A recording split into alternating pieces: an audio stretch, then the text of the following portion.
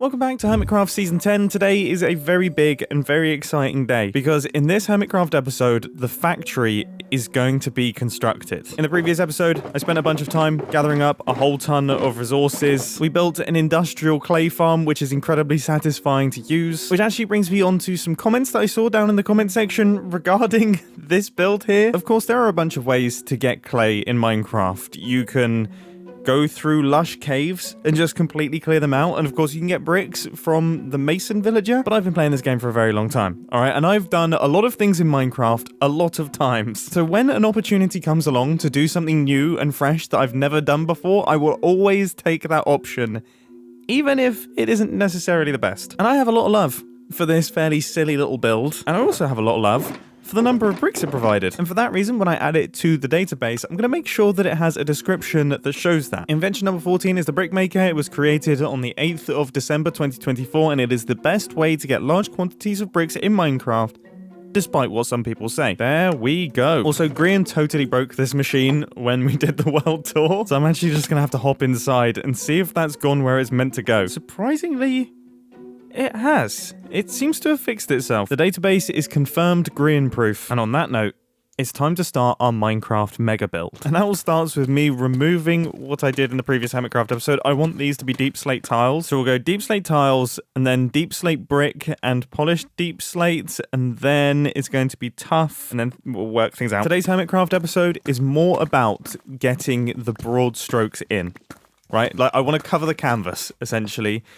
I don't want to worry about details too much just yet. I don't want to get stuck in the weeds. I want to get this build started in a big way. Okay, I would say that this height is probably enough. Yeah, wow, okay. Potentially even too big. Well, I guess we'll see. This texture is incredibly repetitive. It definitely feels like a very repeating pattern. So we will probably break it up a little bit. Potentially using mud, you know. I'm getting stuck in the weeds already. I've done one thing and I'm already thinking about how I'm going to perfect that one thing. Let's keep building polished deep slate. I guess we can start off with the bricks and then we can go over to the polished ones slightly further up this segment. And if I look at the concept art, it feels like this segment will probably go up to about there.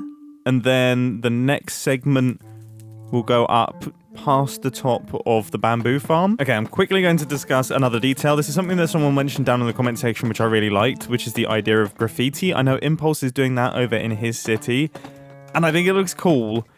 And I think if I can do it tastefully in this build, so that it matches up with this similar kind of vibe, I think it will be good. Wow, okay, we are absolutely flying through resources right now. What are we looking like? What are we looking like?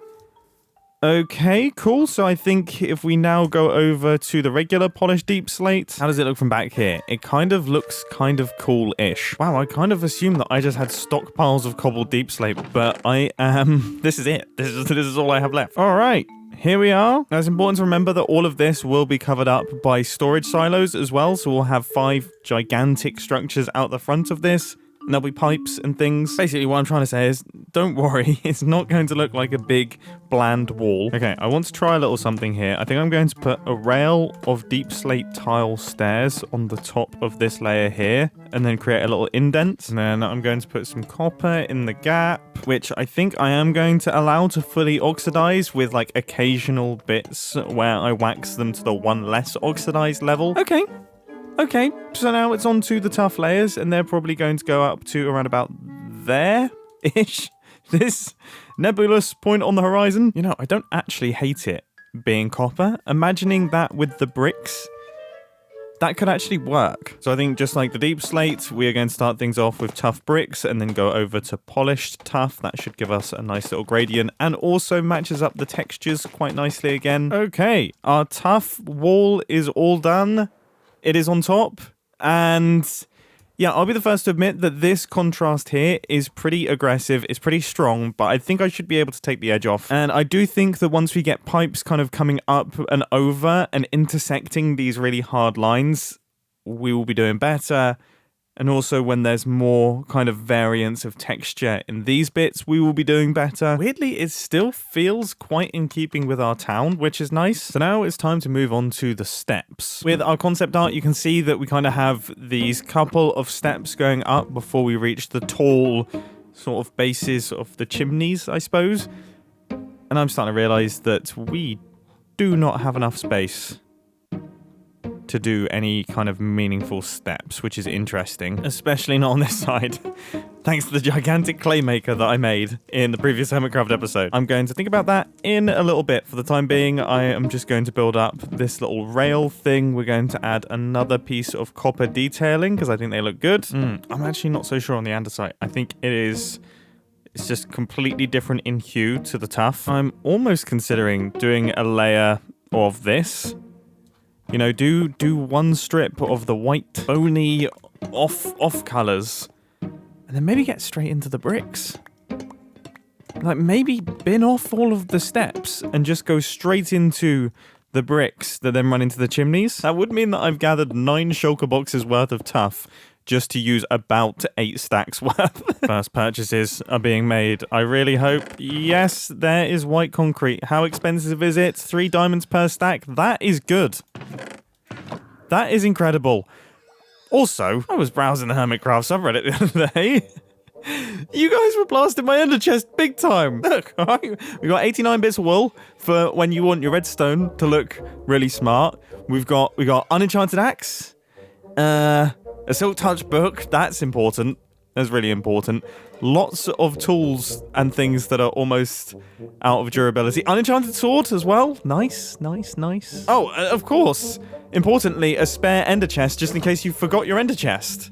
Obviously, you wouldn't be able to get the ender chest. But it is useful. Look, alright, at least I'm not as bad as Skiz. You know, earlier in the episode when I said I've been playing Minecraft for a long time and I've done a lot of things a lot of times? Organising and creating a really good ender chest is something that I've done on hundreds of occasions. And clearly, I've lost the desire to do it. Oh, before you all start panicking, don't worry. This is not going to remain as just a flat piece of concrete. This is a placeholder.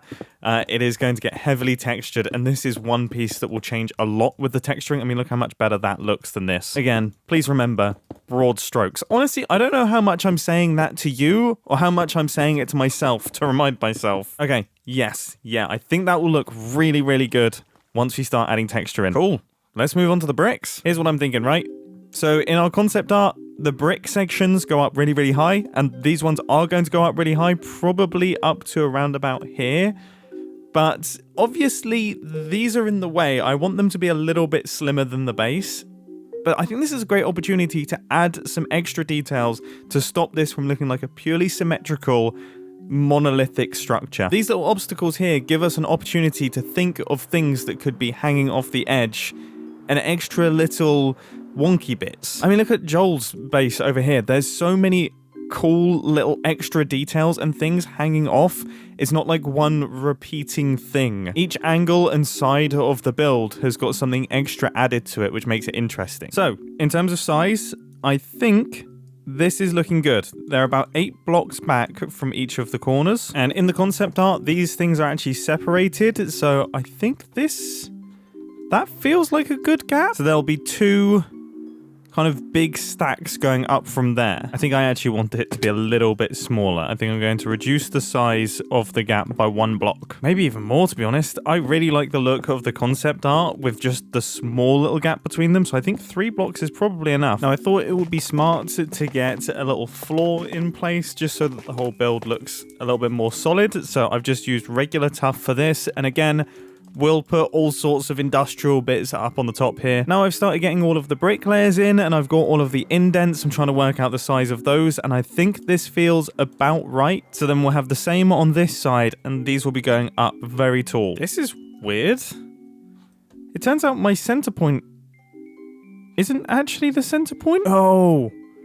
Oh, of course. Okay, so I haven't actually been notching this side at all. Right, I need to knock all of that back. Oh, and I've built this side wrong because that lip needs to go out further. I need to be really, really careful. I need to take this seriously because if I get a single block out on a build this big, oh my goodness, it will be a disaster. Okay, now that I've sorted all of this out, this is considerably better. We've got an equal distance between each one of the blocks, and we even have an equal distance between this and this, which I think should look good. Now I need to take down what I did previously and start building up the tower to the height that I think I want it to be. So this is 20 blocks tall.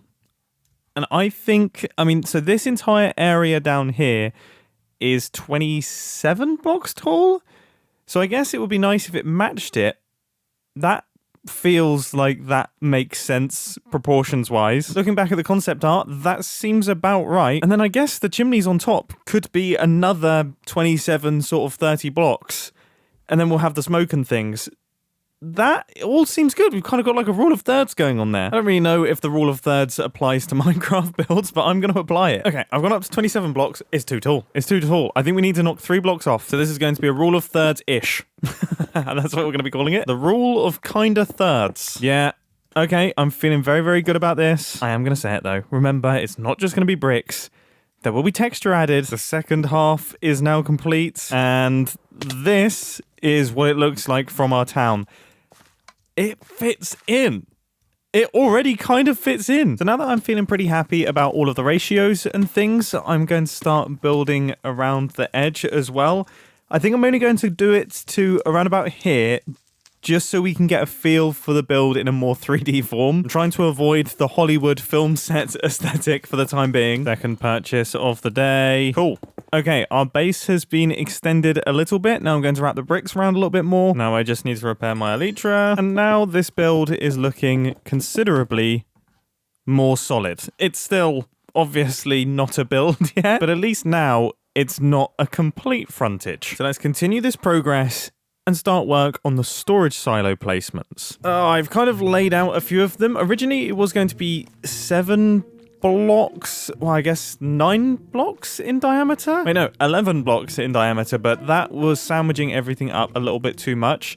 So instead, we've gone for the 9 blocks in diameter, and that means that we're going to have our accessible storage silo right here. So we will have the chests and the redstone lamps will go up the front. The storage silos themselves won't actually look too dissimilar from what we have going on here. And obviously all of the resources from our industrial district will run along in separate water streams and be fed into the separate storage silos. So I've got 3 of them down here so far. They're spread out 3 blocks apart. And that means that we can have 5 out the front of this thing. How does that look? I mean, I personally think it looks pretty cool if I imagine these coming up with like caps on the top of them and pipes coming out of this tough section here. Design and color scheme wise, I mean, this is good. like these are incredible. Obviously, a slightly different vibe. These are more farming based. Look how much stuff there is going on. Like there's so many different things happening here. Look, it's just like, yeah, okay. So I was thinking we would make them this sort of bony off-white color and then, yeah, mix in some diorite and things. I had never even considered all of this extra stuff. I mean, this is so cool. I don't think it will fit in with our build, but we can actually take some ideas from BOO here for like the side of the factory. I also just want to point out quickly, while we're over at BOO's base, the land formations that B-Dubs is making, as someone who is kind of interested in rocks, right? I'm like a rock climber, and I enjoy climbing and spend a lot of time looking at rocks on the internet. These are just the best. This sounds so stupid. I look at these, and I just think like, God, I want to climb them so bad. Like there's like a crack system going up here. That's like your first pitch, and then you could set up a little belay station there, and then you could probably scramble up to this one, and then you could top out here. Being neighbours with BOO this season has been such a treat. So now let's start work on our chimneys. I'm kind of thinking of the storage silos as being a form of detailing, and I'm going to leave that for the next Hermitcraft episode. There is one large element of the build that is left, and that of course is the chimneys that go on the top. And I've got an inventory full of sandstone here, again based on like the Battersea power station and lots of factory chimneys. They kind of have a sandstony color. In terms of the sandstone color palette, I mean, I guess you've got birch stripped wood and the birch planks as well. So that could be how we add niceness to the look of it. Yeah, this seems good as a micro chimney. So let's convert it into a macro chimney. And I thought I actually would get all of the birch stuff and get into the kind of main gradient worked out. I know I didn't do that with our bricks, And I think that's because I don't know if I'll have a gradient in the brick sections. I kind of more imagine that being stainage. Like, I kind of want there to be little ledges and little things attached to the brickwork that are then causing discoloration in the brick around it. It's something that we're going to have to play with. This should hopefully do the trick for the time being. So with these chimneys, I think I'm going to taper them upwards, and I'm probably going to do... I'm just going to ballpark this. Let's say 9 blocks per segment, and there's going to be 3 segments. Again, this is going to be a really basic gradient. I will add detail to it. So we start with a 9x9, and then we go down to 7x7. And then it'll be 5x5, and that might be a little bit too small. We'll see. Okay, this is a good start. So that's 6 blocks tall, 3 more blocks. I've made some slight adjustments to my ratios because I thought having them all be the same would look a bit weird. And, oh, that looks really cool. Oh, that looks really cool. Wait, what? Yeah, that looks really good. Yeah, so they kind of gradually get bigger as we go up. I think all this needs now, I think it just needs like a wooden lip. It needs almost like a stained lip. Do we have regular oak? Not much. Okay, because I think if there's like regular oak up at the top, it will look smoke stained. And then if we imagine the smoke coming off the top, which hopefully, you know, I can maybe get Scar to help me with. I haven't asked him to do this, by the way. I just think it would be cool because he is so good at building particle effects and smoke and things. If he can teach me how to do the smoke, I think we are onto a winner. I have good feelings about this. God, it's crazy how tall these chimneys are. Like, it's weird seeing my village from... Okay, now that looks pants. Does it look bad? I feel like if there is some darkness that then runs down from the top of that chimney, it will look better. Maybe. I don't know. Oh, I had so much hope. Regardless, remember, this is just a laying the groundwork session. None of this is permanent. Like, they're not going to be factored out in these really hard and fast ways. I'm obviously going to ease all the transitions. Again, I'm working in broad strokes, and I'm 100% saying this to myself and not to the viewers at this point. I am reminding myself that I do not need to get bogged down in the details at this stage. It's so hard not to. Like, whenever I work on any creative project, that is kind of how I do things. Like, if I'm editing a filming project, I have to also color grade the clips that I'm editing, because if I'm looking at a timeline that just has completely ungraded, washed out looking footage, I won't be able to see the vision, so I kind of have to do the details. It's how my brain works, but I'm trying my best to fight against that today. And it's going well, by the way. Just for context, Willie's Woodyard, that little build over there, the drawing for that took me 2 days, and then the build itself, I think, took me about 3 days, maybe even 4 days. Whereas the entire structure of this has gone up in a day. Like, this build is huge, but because I'm not having to think through every single decision and think through every block that I place, I'm able to just smash through it. So we've got the bottom section of our second chimney. Now we have the middle section, and then the final section with the slightly stained top. Nice one. The build is done. It is fully planned out. This gives a good idea for our factory. Now remember, there's going to be multiple chimneys. There's going to be another set of chimneys out the back, and I might actually make them taller. I might stack them up a little bit higher and maybe make them a little bit chunkier as well. And then there's also going to be the bits sticking out the side here. There's going to be the stylos, and there's going to be all of the electrical gubbins as well off to this side. I think one angle where it currently looks a little bit awkward is this dead straight on angle. I think...